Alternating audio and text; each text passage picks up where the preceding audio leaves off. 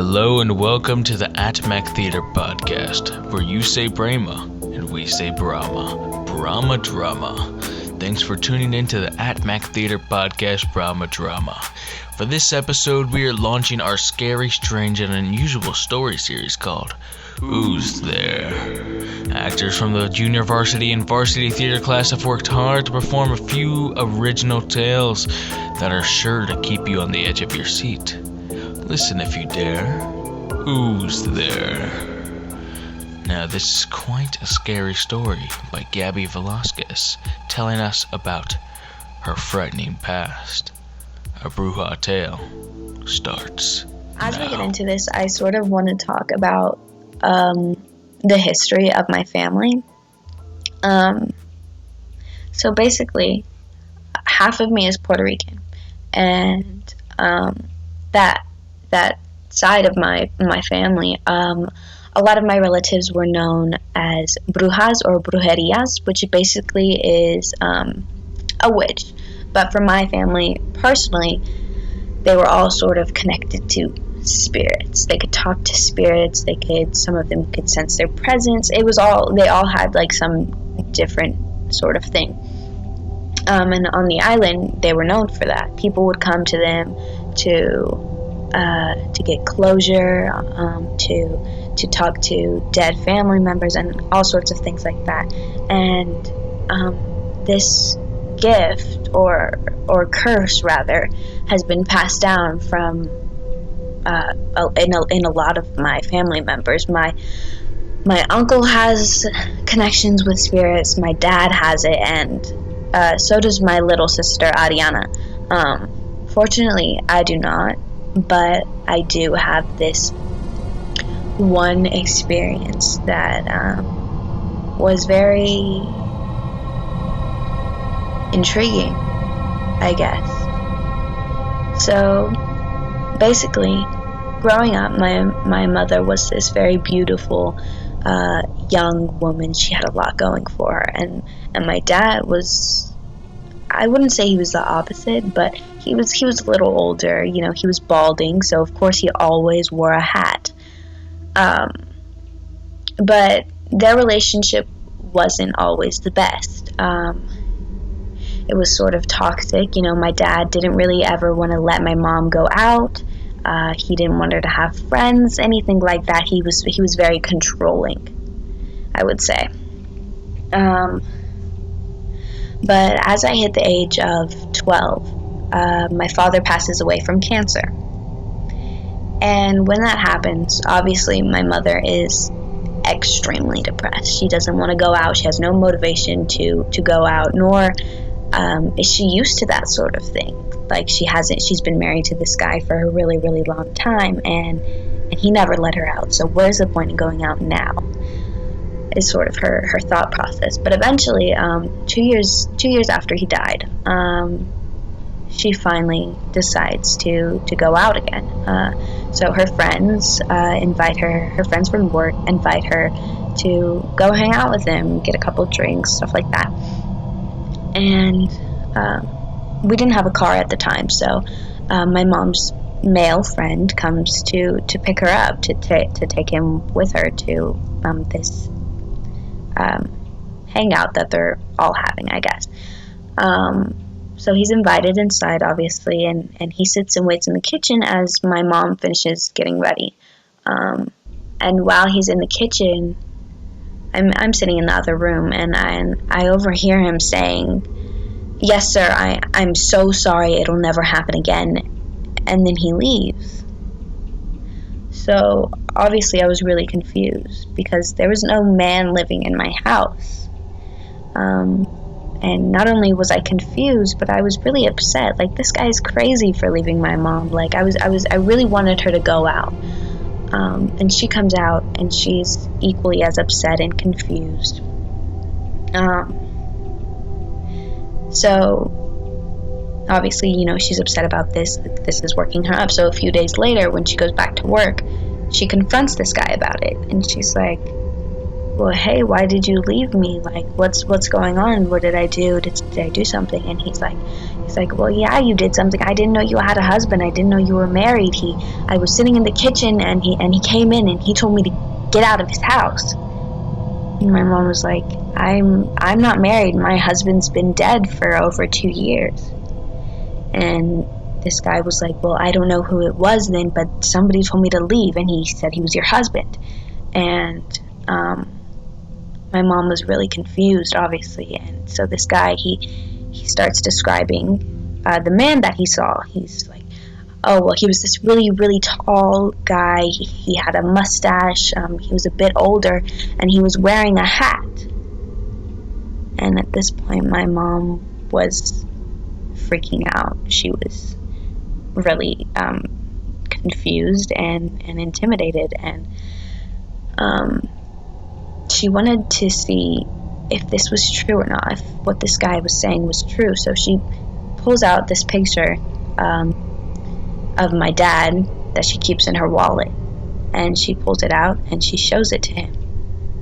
And this guy's like, your husband's been dead for 2 years? And she's like, yes, this is my husband. And the guy's like, well, that was the man that I saw in your house.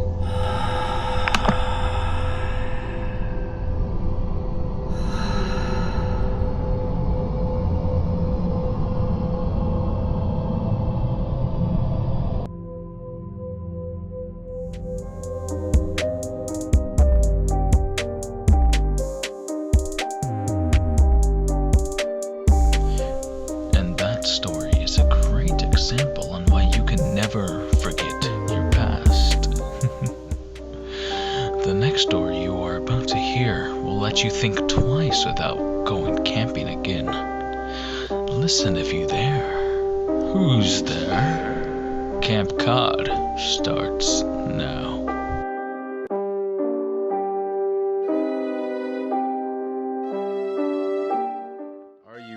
For what is about to come. Join me today while we listen to a story about a group of teenagers trapped in the woods. You know the rules here. Try to stay still.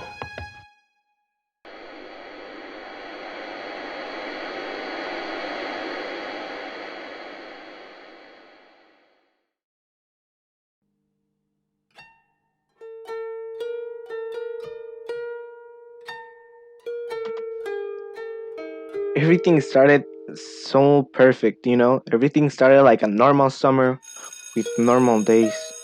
But me and my friends, we just wanted to go to my house and play video games for like 8 hours straight.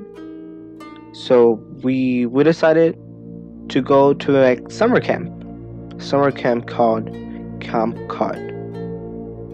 We talked the entire ride to the camp about all the things we were going to do and all the things we were going to see until, well, we finally arrived.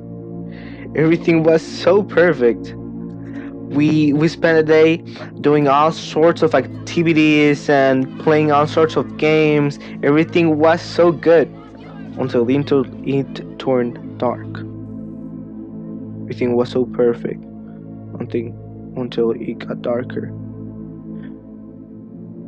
We gathered around a campfire. We were having such a good time. We loved it. It was the best summer camp ever. It was perfect. We were telling stories and we were cracking some jokes. We were eating marshmallows, and like about an hour, the camp advisors, they said it was time to go to sleep. And we did. We packed our marshmallows, we packed everything, and we went back to the cabin. But after finally the camp advisor fell asleep, we went back to the campfire. If we only had stayed in camp, if we only had listened and stayed asleep. We were in the campfire. We were telling spooky stories, until my friend Mark, my best friend Mark, he told me, hey, you know what? I need to go pee. I didn't really pay attention to him until 2 minutes later. He screamed. But it wasn't just a scream. It was like he was terrified, like something was going to kill him. We ran to where he was, but there was nothing left. Nothing but his phone. But his phone, the screen, it was crashed. I told my other friends that it wasn't like that before. So we went to look for him. We couldn't find him. We didn't know what to do. So we woke up the camp advisors. We started looking for him. We couldn't find him. I started looking for him and we couldn't find him. We looked for hours and hours. And until we finally found him in the floor of the little cafeteria with no legs and a message in his forehead. You shouldn't have come. I started crying, he was like a brother to me. We called the police, but you know what they said? It was? They said it was an animal attack. You tell me what animal can write. Nothing was making sense. Why him? I never understood why him.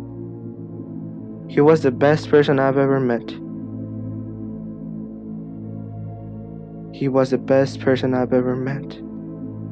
This happened 2 years ago, but sometimes I wake up screaming in the middle of the night. Thanks to the same nightmare. Mark, my best friend, my brother, crawling his way up to my bed with no legs and screaming, "You shouldn't have come. You shouldn't have come." Just hope no one dies like the way he did. Rest in peace, brother.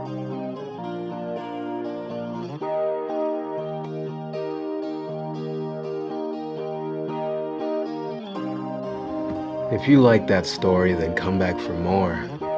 And if you didn't, then more will come for you. Good night, folks, and stay safe.